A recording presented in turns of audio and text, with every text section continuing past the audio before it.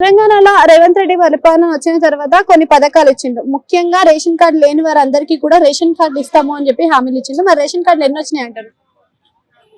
అందరికి వచ్చినాయి. మీకు వచ్చినాయా? ఓకే.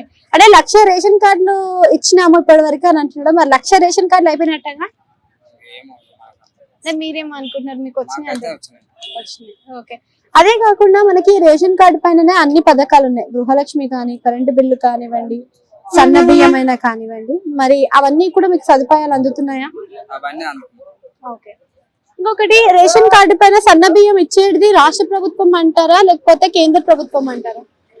మోడీ నుంచి వస్తుంది. కానీ మేమే ఇస్తున్నాము అని అంటున్నాడు కదా రేవంత్ రెడ్డి.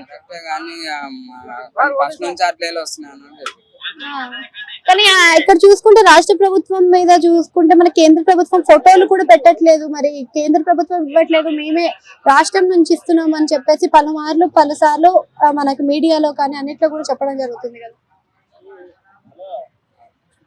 ఓకే. ఎన్ని పథకాలు అందినాయి అన్న ఇప్పటి వరకు మీకు?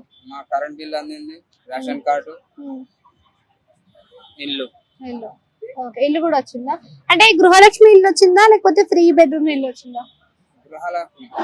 5 లక్షలు 5 లక్షలు వచ్చినాయా మరి? ఓకే. అంటే ప్రభుత్వం మంచిగా ఉందా మీకు? మంచిగా ఉంది.